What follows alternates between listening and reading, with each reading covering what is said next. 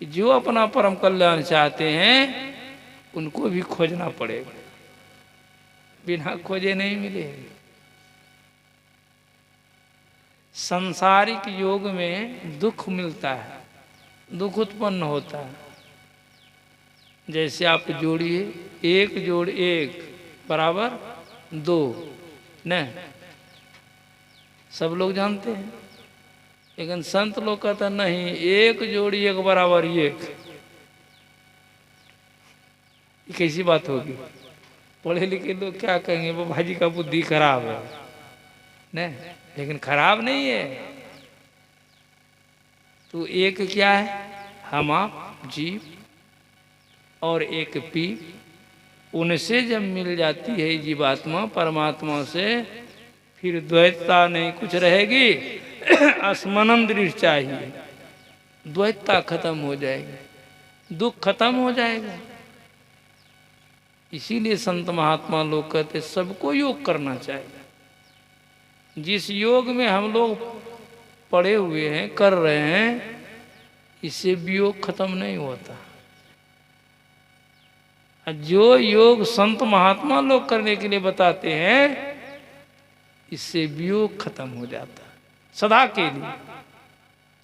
हम लोगों का वियोग किनसे हुआ है? परमात्मा से। पहले हम लोग उसी पद के निवासी थे।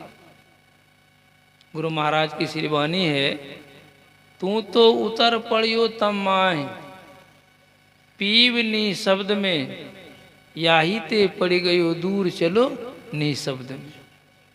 पहले हम लोग निशब्द में थे, निशब्द से शब्द में आ गए, शब्द से प्रकाश में आ गए, प्रकाश अंधकार में आ गए। फिर चलना होगा कैसे? जैसे आप लोग अपने घर से आए, आज जाने की बारी होगी, कहाँ से चलिएगा? जहाँ आए हैं वहीं से नहीं चलिएगा। ठीक उसी तरह से हम लोग अंधकार में है तो अंधकार में ही चलना पड़ेगा। ऐसा नहीं कि 5 डेग आगे बढ़ करके चलेंगे, ऐसी बात नहीं है, ये नियम नहीं है। अंधकार से चलेंगे, चलते चलते अंधकार का भेदन कभी न कभी तो होगा ही।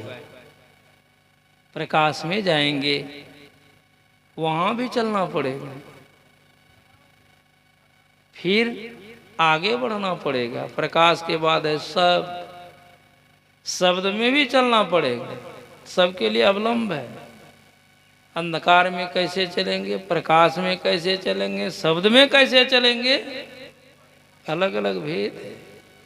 यही भेद संत सद्गुरु बतलाते हैं। जो नहीं जानेंगे वो नहीं चल सकेंगे। इसीलिए पहले इसको सीखिए, तब शब्द के बाद निशब्द है, तब है।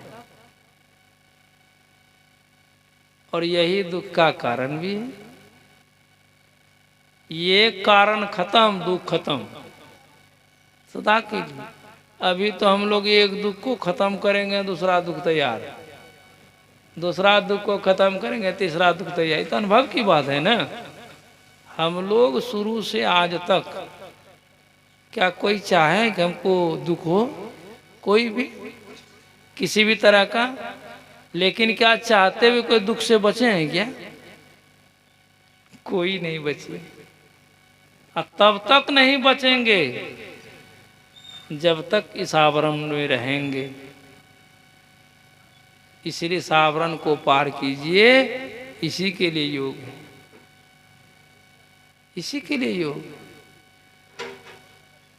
अन्यथा कोई उपाय नहीं है। अभी आप सुन रहे थे ना कि गांव में आग लगी, सब भाग रहे थे।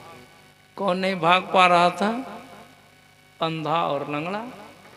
कारण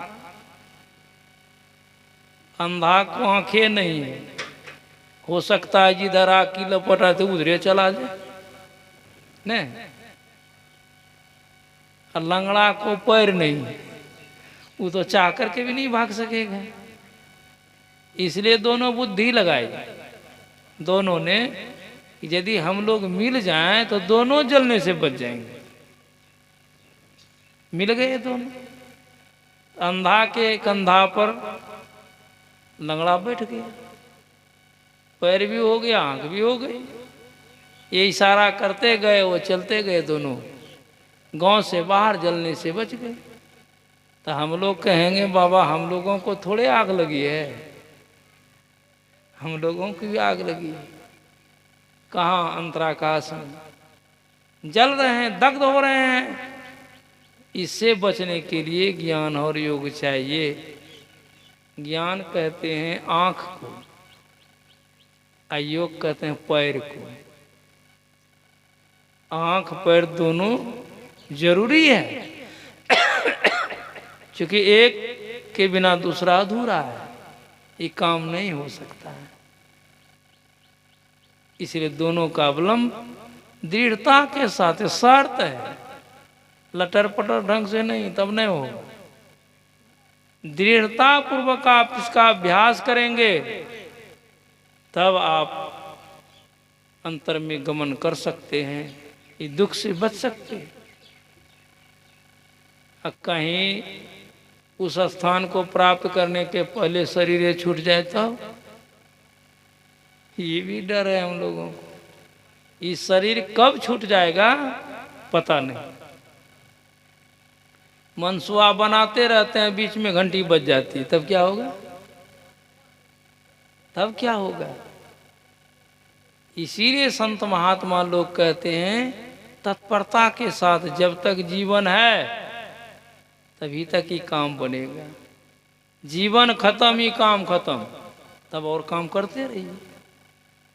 जिस काम में हम आप लगे हुए हैं, खाना पीना सो जाना सब काम है पशु समाना, यही काम पशु का, यही काम हम लोगों का। तंत्र क्या होगा?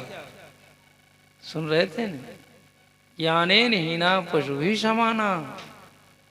इसलिए जीते जिस ज्ञान को प्राप्त कर लीजिए, इसको हासिल कर लीजिए, जीवन सफल धन हो जाएगा।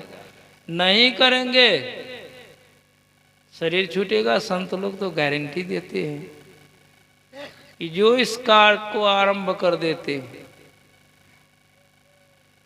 हो सकता शरीर छूट जाए लेकिन संस्कार नहीं छूटता, और वो संस्कार फिर यही शरीर दिलाता है।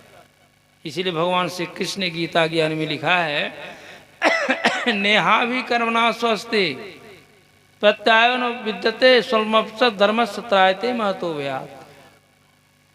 नेहा भी कर्मणा स्वस्ति, जो भी इसका आरंभ कर दिए हैं, स्वल्प भी किए हैं, थोड़ा भी अभ्यास किए हैं, प्रत्यायो न विद्यते स्वल्पमपस धर्मस्य त्रायते महतो व्यात्। किंचित मात्र भी जो इस धर्म का पालन कर लिया है वो महाभय में नहीं जाता। महाभय किसको कहते हैं? 84 को। इस शरीर के अलावे दूसरे शरीर में चला जाना ये महाभय है। कीट पतंग आदि शरीर मिलता है कर्मानुसार जीव को, लेकिन संत महात्मा लोग कहते हैं कि योगाभ्यास करने वाले को मनुष्य का ही शरीर मिलता है, और जहाँ से फुल स्टॉप दिए वहीं से शुरू भी होता है। यही तो इसकी विशेषता है। यदि आप जप करते करते आपका शरीर छूट गया, फिर ये शरीर मिलेगा आपको, और दीक्षा लेंगे तो वहीं से शुरू हो जाएगा, पीछे तो 4 डे घटने की बात नहीं है।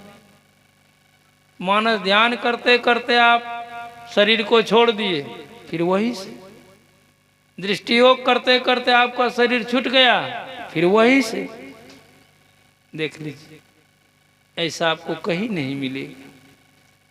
इसीलिए इसमें हानि की कोई बात ही नहीं, किसी भी तरह से हानि नहीं। यदि योग भ्रष्ट भी हो जाए फिर भी आपकी हानि नहीं होगी। यही बात अर्जुन ने पूछा भगवान श्री कृष्ण के, भगवान हो सकता है किसी कारणवश जोगी जब भ्रष्ट हो जाएगा, हो जाता है, तब तो बादल के तो छिन्न भिन्न हो जाएगा। कहा नहीं अर्जुन, वो छिन्न भिन्न नहीं होता। देखिए कितनी गारंटी है।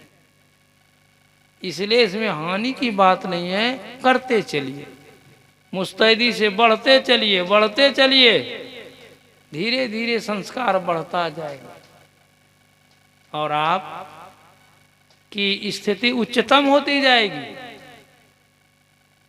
जिस परिस्थिति में अभी हैं हम आप, उससे उच्च परिस्थिति होगी।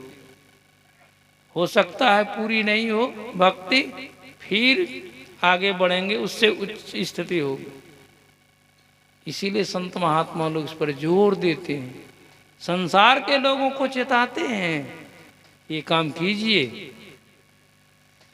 आपका परम कल्याण हो। नहीं करेंगे तो नहीं हो, लेकिन इसका कुछ शर्त भी है। इसमें सफल कौन होंगे? सब के सब नहीं, जो शर्त को पूरा करेंगे। शर्त क्या है? आप सुने होंगे, योग अष्टांग योग में योग का 8 अंग बताया गया। पहला क्या है? यम और नियम। यम क्या है? सत्य, अहिंसा, आस्तेय, अपरिग्रह और ब्रह्मचर्य, ये पालन करना पड़ेगा। कहने में कितना आसान है, लेकिन बड़ा टेढ़ी खीर है, कठिन काम। सत्य का पालन कीजिए। हम लोग से होता है, हम लोग हंसियों मजाक में 2-4 को झूठ बोलिए लेते, बड़ी समस्या है। रामकृष्ण परमदेव जी महाराज ने स्वामी विवेकानंद जी से कहा था, एक बार ऐसे बाराती में वो झूठ बोल गए थे, हंसी मजाक में, तुरंत ब्रेक मार दी। इतनी सतर्कता है, हम लोग इसी में फेल हो जाते हैं। कैसे आगे बढ़िए? उसके बाद है अहिंसा। अहिंसा किसको कहते हैं? किसी भी तरह की हिंसा नहीं हो। क्या हम लोगों से हिंसा नहीं होती है? एक भी आदमी ऐसा कोई कह सकते हैं हम हिंसा नहीं, हमसे हिंसा नहीं होती है? सबसे होती है। किसान लोग खेती करते, उसमें हिंसा होती है। अच्छा, खेती छोड़ देंगे तब तो हिंसा नहीं होगी। चलते हैं, उसमें हिंसा होती है, चलना छोड़ दीजिए, ये भी चल सकता है। स्नान करते हैं, उसमें हिंसा होती है, छोड़ दीजिए स्नान करना, बीमारी का घर हो जाएगा शरीर। सबसे होती है, लेकिन हिंसा का 2 रूप बताया है, एक अनिवार्य, एक वार्य। अनिवार्य हिंसा किए बिना कोई रह ही नहीं सकता है, और अनिवार्य हिंसा का प्रायश्चित होता है। प्रायश्चित होता है। संत महात्मा लोग कहते हैं, हम लोगों से जाने अनजाने हिंसा होती है, रात में भी होती, चलते हैं। सुबह बैठिए, ध्यान कीजिए, काम खत्म। दिन में होता है, शाम में कीजिए, रोज कीजिए तो टटका खत्म हो जाएगा। जो पुरनका जमा है वो भी ध्यान करते करते वो भी खत्म हो जाएगा।